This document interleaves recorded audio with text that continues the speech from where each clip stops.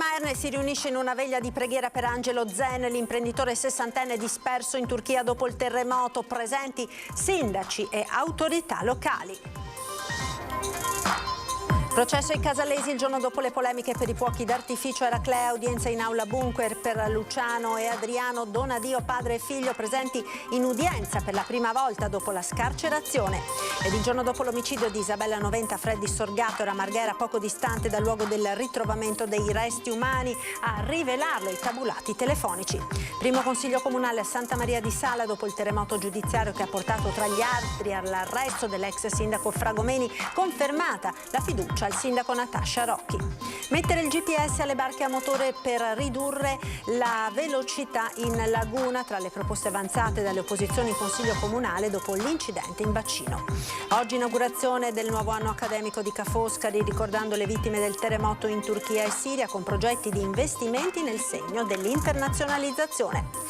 Al via gli spettacoli di Carnevale all'Arsenale, una parata che racconta l'evoluzione dell'uomo con performance su imbarcazioni e chiatte galleggianti allestite, scenografate con fiamme e giochi di luce.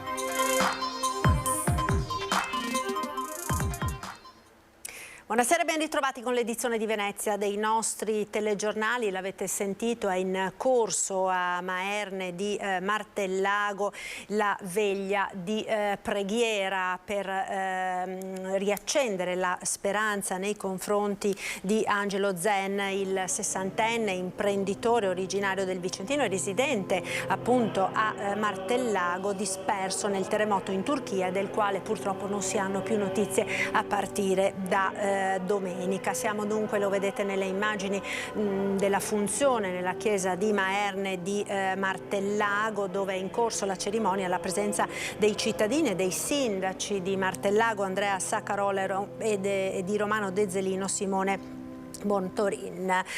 Tra poco, non appena sarà terminata la cerimonia, ci collegheremo con i nostri inviati, ma andiamo ora a quella che è l'altra notizia del giorno da Venezia, ed è il processo ai casalesi in corso in aula bunker il giorno dopo le polemiche per i fuochi d'artificio ad Eraclea, udienza appunto a Mestre per Luciano Donadio, presente al procedimento per la prima volta dopo la scarcerazione. Mestre, aula bunker, ore 9:45, arrivano tranquilli da uomini liberi Luciano e Adriano Donadio, rispettivamente padre e figlio, per tutti i casalesi di Eraclea. Dopo la storia dei fuochi d'artificio, oggi accompagnati dal loro legale al centro tra i due, avvocato Renato Alberini, hanno voluto presenziare per la prima volta di persona e non più dal carcere alla nuova udienza in cui gli stessi, insieme ad altri 12 imputati, tutti da martedì in libertà, al processo di Mestre devono rispondere dell'accusa di associazione a delinquere di stampo mafioso sulle infiltrazioni della camorra nel Veneto orientale. Per tutti, dopo 4 anni di carcerazione preventiva, il Tribunale ha infatti ritenuto sufficiente la misura cautelare dell'obbligo di dimora a Eraclea. In aula vietate le riprese TV e le foto in primo piano e Donadio, li si può riprendere soltanto di spalle, così come disposto da ordinanza del Presidente del Tribunale Stefano Manduzio, accogliendo loro esplicita richiesta su istanza presentata dai loro rispettivi legali, che non hanno voluto rilasciare alcuna dichiarazione alla stampa. A parlare invece il legale di Antonio Pacifico, in aula l'estremità opposta di Donadio, e anch'egli è libero da martedì. Con suo grande stupore, racconta il suo avvocato. Le prime parole sono state quelle di stupore, nel senso stai parlando seriamente, sul serio mi scarcerano, e le prime cose che ha fatto è quello di recuperare il rapporto col figlio, con la ex compagna e con i propri affetti che aveva in loco. Lui è tornato comunque a stare ad Eraclea, dove aveva la sua residenza e i propri affari. In aula oggi sentiti i testimoni della difesa, tutti bancari, ascoltati dai PM Terze e Baccaglini per le ingenti richieste di finanziamenti e sconfinamenti dei conti bancari delle società facenti capo ai Donadio. Processo questo di Mestre che dovrebbe concludersi prima dell'estate, entro maggio, stando alle udienze già calendarizzate con le prossime del 16 e 23 febbraio, e che potrebbe terminare con l'assoluzione a carico degli imputati del 41 bis, con il paradosso dell'altro filone di indagine che con la sentenza dell'abbreviato vede condannato per mafia l'ex sindaco di Eraclea, Mirko Mestre, che dopo essere stato accusato dei famosi voti di scambio ha patteggiato, sentenza che verrà discussa in Cassazione a Roma il prossimo 21 aprile e ci sarebbe il rischio che si possano avere 2 sentenze distoniche, così il difensore di parte civile del sindacato. Non so esattamente cosa ci possa essere cosa succederà in Cassazione. Di sicuro la grossa base, diciamo, dell'impugnazione è proprio l'esistenza dell'associazionismo mafioso. Freddy Sorgato era a Marghera il giorno dopo il delitto di Isabella 90. A rivelarlo sono i tabulati telefonici. Sentiamo. Freddy Sorgato il 17 gennaio 2016 era a Marghera e il suo cellulare ha agganciato per alcune ore le celle telefoniche della zona dove lo scorso 30 gennaio è stato rinvenuto uno scheletro. La trasmissione Chi l'ha visto ha divulgato i tabulati telefonici dell'ex camionista di Noventa padovana in carcere da 7 anni insieme alla sorella Deborah e alla tabaccaia Manuela Cacco per l'omicidio di Isabella 90, la segretaria di Albignasego, sparita nel nulla la notte tra il 15 e il 16 gennaio del 2016 il cui corpo non è mai stato ritrovato. Il fatto che Freddy fosse a Marghera il giorno dopo l'omicidio della donna riaccende le speranze che quelle ossa ritrovate lo scorso gennaio possano essere le sue. Freddy conosceva quel luogo di Marghera, una zona industriale vicina dei depositi di carburante per il suo lavoro di autotrasportatore, e poi la datazione dello scheletro fatta dall'anatomopatologo che stima la morte a 7 anni prima. Pare strano però che Freddy possa aver gettato il cadavere di Isabella a ridosso di una strada, anche se in un luogo piuttosto abbandonato. Un altro particolare che non coincide sono le scarpe indossate dallo scheletro, un modello di Vans color verde taglia 38, mentre Isabella 90 calzava il numero 35-36 e la notte del delitto vestiva scarpe color nero. La risposta la potrà dare solo la comparazione del DNA disposto dalla procura. A Santa Maria di Sala, ora, dove ieri sera c'è stato il primo consiglio comunale dopo il terremoto giudiziario che ha portato tra gli altri all'arresto dell'ex sindaco Fragomeni, confermata la fiducia al sindaco Natascia Rocchi. Sono soddisfatta, finalmente tiro un sospiro di sollievo, d'altro canto anche in questi giorni i consiglieri di maggioranza mi avevano espresso la loro fiducia, quindi sicuramente me lo aspettavo. Certo che non abbiamo mai smesso di lavorare neanche in questi 15 giorni, quindi la fiducia c'è stata fin dalle prime ore dopo questi fatti. E quindi questa sera è stata solo riconfermata e li ringrazio per questo. Al primo consiglio comunale dopo la vicenda giudiziaria che l'ha indirettamente coinvolta, la sindaca di Santa Maria di Sala, che non ha mai avuto intenzione di dimettersi, ha ottenuto la fiducia, esordendo dicendo che i metodi dell'ex sindaco Fragomeni, oggi ai domiciliari come gli altri 5 coinvolti, non l'avevano mai convinta fino in fondo, motivo per cui lo marcava stretto. Io sono stata in prima linea dal primo momento e ve lo garantisco, valutato ogni situazione, ogni pratica di carattere urbanistico in prima persona. All'ordine del giorno la surroga del consigliere dimissionario Zamengo e il dibattito sulle intenzioni col proseguo dell'attuale amministrazione. I lavori sono iniziati alle 20 nella sala delle Cedraie a Villa Farsetti, alla presenza anche di un centinaio di cittadini, oltre quelli collegati in diretta streaming.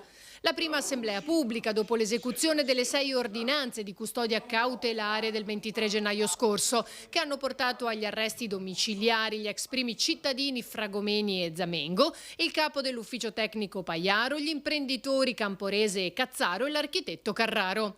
Zamengo ha presentato le dimissioni il 26 gennaio, gli è subentrato Nebradiga. Nuovo capogruppo per Coraggio Italia invece è stato nominato Montin. Per quanto riguarda Fragomeni invece le dimissioni sono state annunciate ma non ancora ufficializzate. Il sindaco annuncia anche l'imminente sostituzione del capo dell'ufficio tecnico Paiaro. Io continuerò ad esaminare pratica per capire se le richieste pur legittime da parte di privati cittadini corrispondano veramente a quell'interesse pubblico che noi dobbiamo sempre aver presente quando esaminiamo ogni vicenda. Questo dunque è la sindaca, sentiamo ora le reazioni delle opposizioni. Sono molto delusa e amareggiata perché noi una mano l'abbiamo tesa. Non poteva pensare il sindaco che noi accettassimo che la giunta rimanesse quella. Lei avrebbe potuto dare le dimissioni, congelarle per 20 giorni come prevede l'articolo 53 terzo comma del testo unico degli enti locali e nel frattempo sentire la possibilità di un rimpasto con le opposizioni. Questo non ha voluto farlo, non ne ha voluto sapere e quindi la nostra decisione è stata quella di chiedere le dimissioni. Mi aspettavo quantomeno il cambio della giunta comunale, perché la giunta comunale ha degli elementi interni che c'erano nella precedente amministratore. Le persone che sono a fianco a due ex sindaci, sembra strano che non sia mai filtrato niente oppure uno non abbia il sentore di come stiano andando le cose. La maggioranza si è dimostrata compatta, comunque insomma è stato pregevole il fatto anche della compattezza delle opposizioni.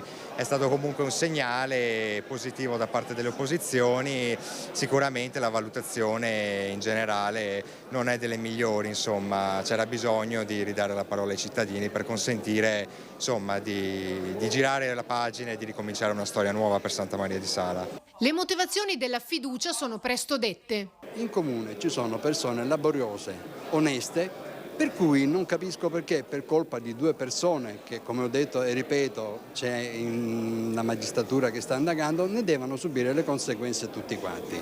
Il sindaco in questo momento, essendo anche all'oscuro di tutto, non può essere lasciata sola, ma deve essere supportata dalla maggioranza. Io speravo che anche stasera la minoranza capisse questa situazione e invece, secondo il mio punto di vista, c'è stato un puro sciacallaggio. Abbiamo estrema fiducia e stima della sindaca Natascia Rocchi, quindi le diamo un pieno sostegno, diciamo, perché si è comportata benissimo da quando è stata eletta e anche in questi giorni ha dimostrato che ha le capacità per portare avanti in piena tranquillità la pubblica amministrazione del Comune di Santa Maria di Sala. La cronaca, ora la Guardia di Finanza di Chioggia ha sequestrato 2.300 kg di vongole della specie Venus gallina senza etichettatura sanitaria necessaria per la prevista tracciabilità del prodotto ittico. I militari della sezione operativa navale hanno intercettato il carico di molluschi a bordo di un furgone a Cavanella d'Adige. Il prodotto ittico, sottoposto prima a sequestro, è stato rigettato in mare perché ancora vivo. Ed ora andiamo a Venezia con l'inaugurazione dell'anno accademico dell'Università Ca' Foscari. Tra i presenti anche il sindaco Luigi Brugnaro ed il sindaco di Treviso Mario Conte. Vediamo. Ca' Foscari rappresenta per noi un punto di contatto nel mondo. Possiamo davvero costruire quel treno della cultura da portare in giro per l'Europa e raccontare quanto bello sia vivere nella Venezia metropolitana, intendo appunto sempre con Treviso e Padova. Dobbiamo tutti metterci assieme per richiedere anche delle normative speciali per Venezia, perché possano essere almeno riconosciuti i costi in più e gli sgravi devono essere dati per le persone che scelgono di vivere in questa meravigliosa città. Così al Teatro Malibran di Venezia il primo cittadino di Venezia, Luigi Brugnaro, all'inaugurazione del nuovo anno accademico 2022-2023 dell'Università Ca' Foscari. Presente per il noto sodalizio dell'Ateneo Veneziano con Treviso anche il sindaco del capoluogo della Marca, Mario Conte. Quindi fin da questo momento, nell'augurare ovviamente un buon anno accademico, io mi metto a disposizione insieme a tutta la struttura comunale per progettare, costruire, pensare, correggere insieme quelli che sono degli investimenti importanti che la città di Treviso ha voluto fare nei confronti delle università e degli studenti. Quindi grazie e buon anno accademico a tutti. Tra i diversi interventi, toccante quello della magnifica rettrice Tiziana Lippiello, che ha voluto ricordare le vittime del terremoto in Turchia e in Siria. Ma torniamo alla dimensione nazionale.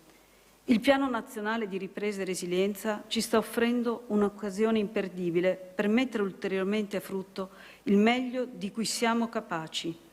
Come è stato già rilevato, dobbiamo fare rete. Insieme possiamo essere la trama e l'ordito di quel tessuto culturale, produttivo e creativo che ci riconosce come Made in Italy. Ed ora torniamo a Maerne di Martellago, dove si sta per concludere la veglia di preghiera per solidarietà alla famiglia di Angelo Zen, il 60enne imprenditore residente appunto nel paese del Veneziano, disperso nel terremoto in Turchia e del quale non si hanno più notizie da domenica. Vedo che abbiamo in collegamento la nostra Ilaria Marchiori. Buonasera Ilaria. Buonasera Marta, buonasera ai nostri telespettatori. Si è appena conclusa la veglia di preghiera, o meglio definita una veglia di speranza, proprio per Angelo Zen qui nella chiesa di Maerne di Martellago. Una veglia voluta anche da lei, sindaco, che è stata celebrata da Don Siro Zorzi e che ha parlato di una speranza che non deve morire anche se le ore passano e si spera di ricevere buone notizie, ma noi dobbiamo continuare a pregare. Una veglia voluta da tutta la comunità più che dal sindaco, perché comunque è un nostro concittadino ed è giusto avere la speranza e crederci che Angelo torni a casa. Ecco, lei riesce a sentirsi con la moglie? Sappiamo che non vuole essere contattata. Giustamente ha bisogno del suo tempo, ha bisogno di avere un po' di privacy, quindi la rispetto. Quando avrà bisogno sicuramente si farà sentire lei. Sarebbe dovuto essere presente anche il governatore Zaia, che però ha mandato un messaggio dicendo che non poteva. Sì, questa mattina è arrivata una lettera indirizzata appunto alla comunità di Martellago e alla famiglia Zen, dove appunto parla di speranza, parla anche di miracoli, visto che ne abbiamo visti molti in questi giorni. In Turchia purtroppo quello che è successo è una cosa che ha fatto tanti morti, però abbiamo visto che in mezzo a quelle macerie qualche miracolo è successo. Ecco, una cinquantina circa le persone presenti hanno detto: anche se non conosciamo Angelo, volevamo essere comunque qui proprio per dare il nostro contributo, per pregare tutti insieme, perché stando uniti si può davvero creare una forza, si può creare un cordone di speranza. Presente anche la protezione civile, insieme al sindaco anche una famiglia turca di Maerne che è residente qui da molti anni ma che ha voluto esserci. Infatti l'importanza della comunità si è vista oggi presenti, la protezione civile che sappiamo stanno operando in Turchia e in Siria veramente in molti. E avere la famiglia turca non me l'aspettavo, è un amico, l'abbiamo conosciuto in questi anni del mio mandato e mi ha fatto piacere che ha sentito il bisogno di condividere con noi questo momento. Grazie al sindaco di Martellago Andrea Saccarola, io restituisco la linea allo studio. Ecco, ed ora vediamo il servizio che è relativo appunto alle ricerche che si stanno tenendo in Turchia in queste ore. Stanno tenendo con il fiato sospeso la comunità di Martellago, ma anche quella di Romano Dezzelino, comune vicentino del quale Zen è originario. In Turchia si scava senza sosta nella speranza di trovare persone ancora vive sotto le macerie. Ma a mano che le ore e i giorni passano, le probabilità di ritrovare ancora qualcuno in vita sotto i cumuli si riducono al lumicino. Nelle città devastate dal terribile sisma si continua a cercare anche Angelo Zen, il 60enne originario di Romano Dezzelino, di cui non si hanno più notizie da domenica sera. Questo è quello che rimane dell'hotel dove Zen alloggiava. Il fabbricato non ha retto alla forza del sisma ed è crollato come un castello di carte. Sotto potrebbe esserci il tecnico orafo, oppure potrebbe essersi miracolosamente salvato ed essere ferito e ricoverato in qualche ospedale, incapace però di mettersi in contatto con i familiari. Anche le difficoltà nei collegamenti di certo non aiutano, mentre l'unità di crisi della Farnesina è in costante contatto con la Turchia. A Romano Dezzelino cresce l'angoscia dei parenti, mentre stasera la comunità di Maerne, paese dove Zen si era trasferito, ha organizzato un momento di preghiera, una veglia di speranza per il tecnico disperso. Presente anche il sindaco di Romano Dezzelino, Simone Bontorin, in rappresentanza della comunità di Fellette, dove vivono i figli di Angelo Zen, Mirko e Leonardo.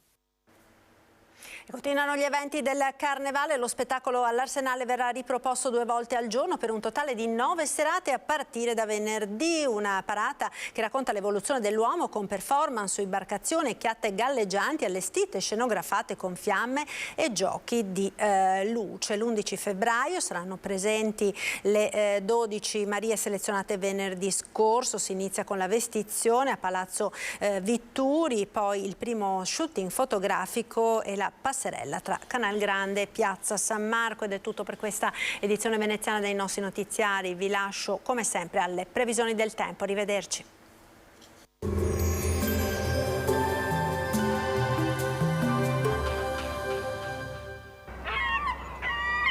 A Venezia per le tue compravendite Venis Immobiliare Cera, agenzia leader. Bentrovati al meteo. Sul nostro territorio l'anticiclone si rinforza sempre di più, il clima sarà ancora freddo. Vediamo insieme il dettaglio di venerdì 10 febbraio. Sul Veneto ci attende una splendida giornata all'insegna del sole dappertutto. Il cielo si presenterà sereno o al più poco nuvoloso per qualche sottile velatura di passaggio nel corso del pomeriggio. Temperature minime stazionarie saranno ancora sotto zero, massime in lieve ripresa tra i 7 e gli 8 gradi. Spostiamoci ora sul Friuli Venezia Giulia, anche qui avremo un ampio soleggiamento, sarà asciutto e stabile con cielo sgombro da nubi. Temperature minime anche in questo caso sotto zero, massime sui 7-9 gradi. Infine diamo uno sguardo al Trentino Alto Adige, dove non mancheranno condizioni di bel tempo con qualche velatura in transito, ma del tutto innocua. Temperature minime sui -3, -4 gradi, massime invece intorno ai 9-10 gradi all'incirca. Dal meteo è tutto, vi auguro un buon proseguimento in nostra compagnia.